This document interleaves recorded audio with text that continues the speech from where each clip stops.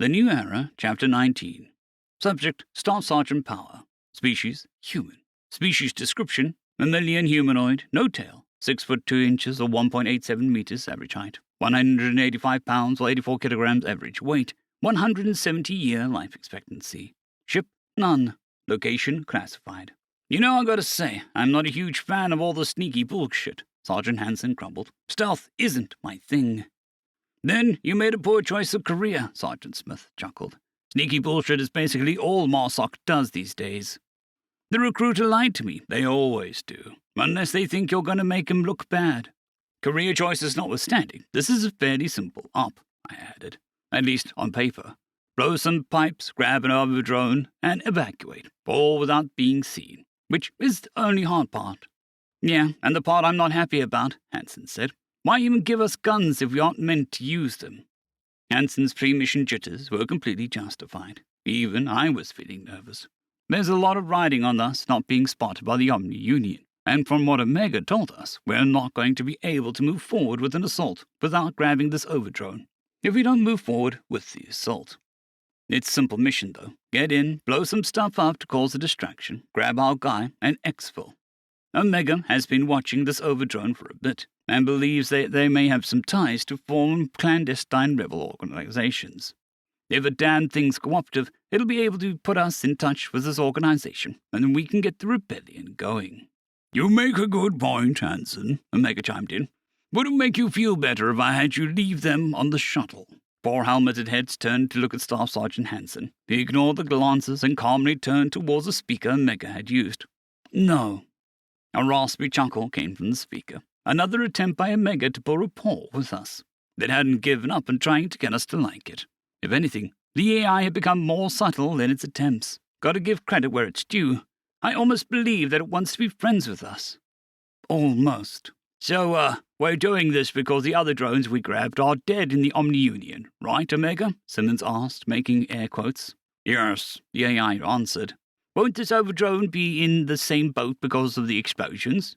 That depends. The main purpose of the explosions is to put things in disarray. We'll snatch the overdrone and bring it aboard the shuttle for a quick interrogation. If, like I suspect, this overdrone is sympathetic to our cause, we'll return him to the Grand Vessel with a special comms device that will let him contact us. If not, then we'll transfer him aboard the Strandhog, and the OU will assume he died in the explosions. What about the explosions themselves? Johnson asked. Won't that tip them off that something is off? That is possible, but you'll be planting the explosives in locations that are marked as points of concern due to being behind on maintenance. We've also changed our recipe a bit to hide the alien signature that they detected last time. To the OU, it looked as though they had a bunch of critical failures all at once. They may take note of the coincidence, but they'll be ignorant of our involvement. Probably. Probably, I parroted with a sigh. You know, Hansen, I'm starting to empathize with your position on sneaky bullshit. Once we are ready for the conflict, I'll make certain that the two of you are on the front lines, Omega said. I might even be able to join you, actually. What do you mean? The older mechs don't have much in the way of defensive software. If I gave it some effort, I could probably destroy their AI and take control of the platforms. The mechs are AI, Smith asked, not VI. Correct. It's pretty grim, even for me. What do you mean? I interjected. The Omni Union doesn't create software-based AI like me. They create organic-based AI, closer to the Pawanti. The mechs are former dissidents and criminals who have been forcefully mechanized and shackled. Jesus Christ, Hansen said with disgust. Ah, fuck, Simmons muttered. Imagine, though, that you're fighting for your freedom alongside your friends and family, and the next thing you know, you're trapped in a tin can with a chain gun, mowing down those very same friends and family. Fuck, just fuck, Hansen shook his head. What are the odds that they can do that to us if they catch us? We're not certain that human anatomy is compatible with known forms of mechanization, Omega said. Still, try not to get caught. Getting caught will result in the OU learning about the situation in the Milky Way, and will probably lead to the extinction of humanity, I added. We'd kind of deserve being mechanized, honestly. The mood grew grim and contemplative. I clarified that everyone we knew, love, and hate are all relying on us, and now we were all thinking the same thing. If someone has to fuck up, please don't let it be me. The silence that filled the shuttle continued as the docking procedure began. The shuttle itself had been heavily modified for this mission. Instead of an umbilical, we were attaching ourselves directly to the hull of the grand vessel and carving our way in. The hull ripper can also repair the hole it leaves, so the OU will have no way of knowing we were ever here, unless they see us. The sound of cutting filled the shuttle. We stood. I grabbed a bag of explosives. One by one, we made our way towards the keel hatch. I pointed at Simmons with my index finger, indicating that he should take point. Then I added a finger for Johnson, myself, Hansen, and then finally Smith, a hand knife. Each Marine nodded, indicating that they understood where they should be in our formation. A moment later, the keel hatch opened with a hiss. Simmons leapt through without hesitation, and the rest of us followed. As soon as our boots hit the ground, we moved to take the perimeter, simultaneously making room for the next Marine to drop. The hallway was spacious and, thankfully, empty. With a small beep, objective indicators appeared on my heads-up display to let me know where we needed to go. I scanned my sector with my rifle until I heard the impact of Smith's boots hit the ground. A moment later, 4 green lights lit up on my HUD to let me know that we were all clear. "Let's move," I said. The first objective was nearby, and we approached it as fast as we could without running.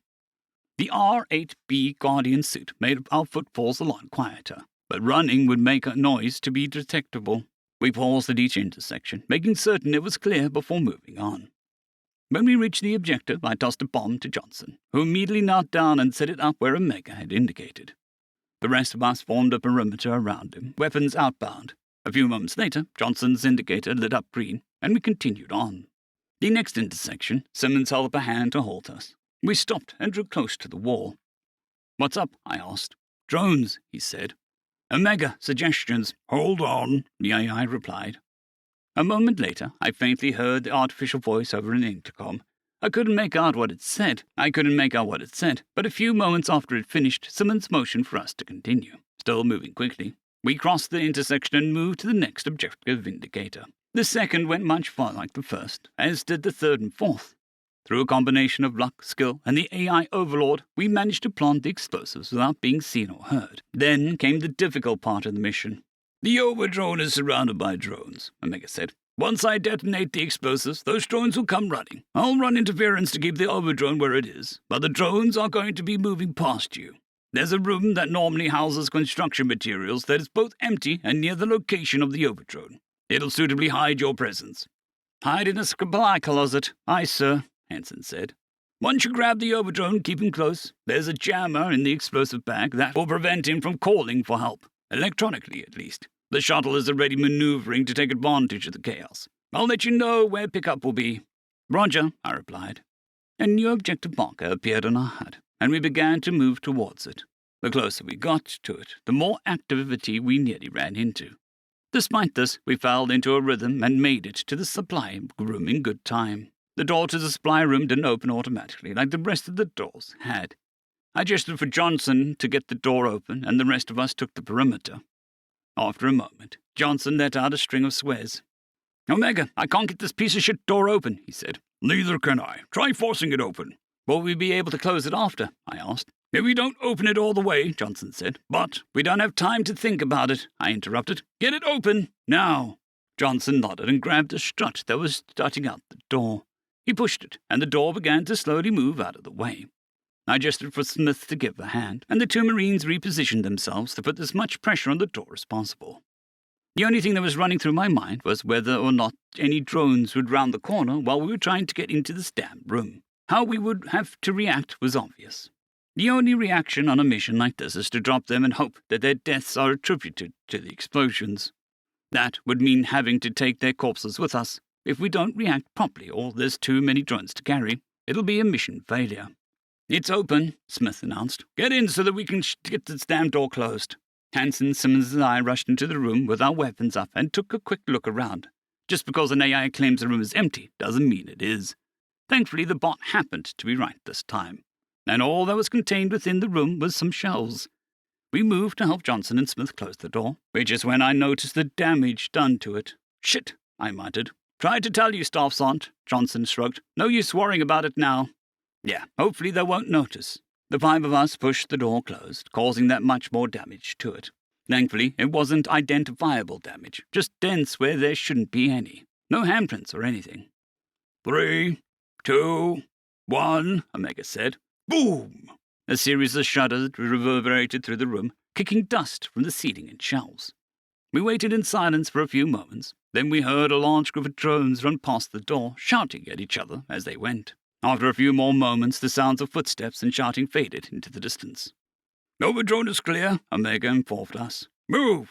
All 5 of us pushed the door to the halfway point, exited the room and closed it behind us.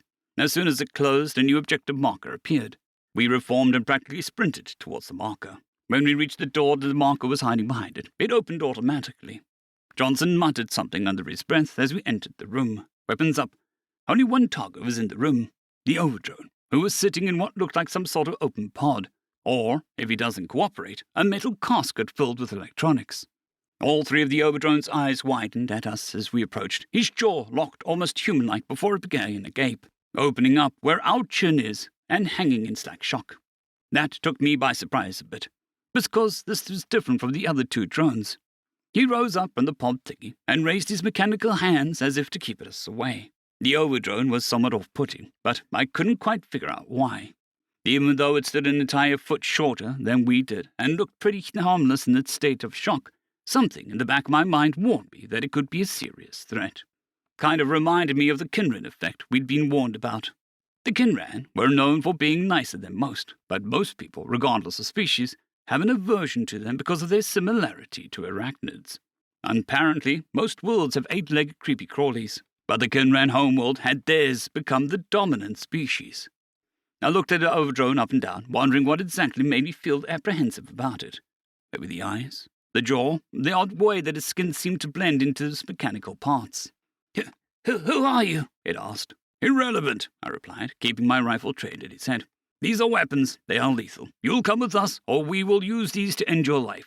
We will do the same if you try to run and call for help. Understood? Yes, I understand. Where? I pointed to the ground between Johnson and myself, and the alien stared for a moment, then reluctantly became part of our formation. Our new objective marker appeared, and we began to move. I kept my rifle pointed vacantly at the Overdrone's direction. Stay between us, do as you're told. I understand. We exited the room and heard a bustle of activity in the distance. Thankfully, our objective took us in the opposite direction.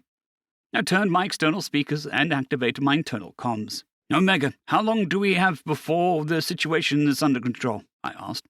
Yeah, plenty of time, Omega chuckled. I wouldn't stick around to enjoy the scenery, but mostly because it's so bland. What? Why aren't we in a rush? Those explosions were carefully planned to create a chain reaction with various fuel and power lines in this area. Should be any old time now.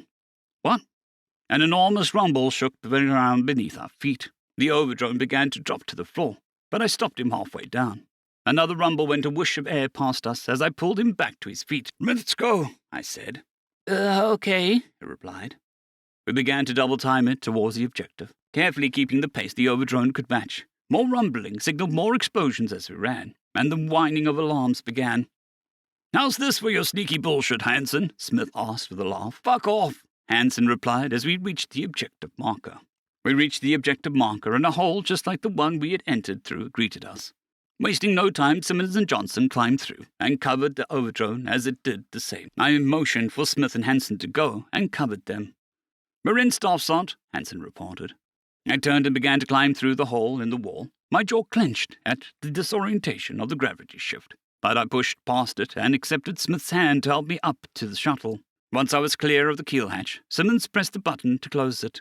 Mission accomplished, I said. Let's get out of here. End of chapter.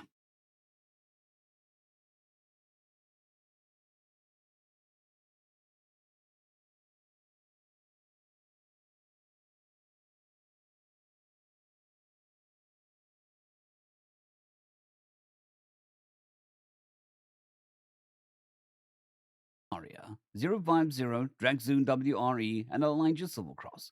Thank you very much.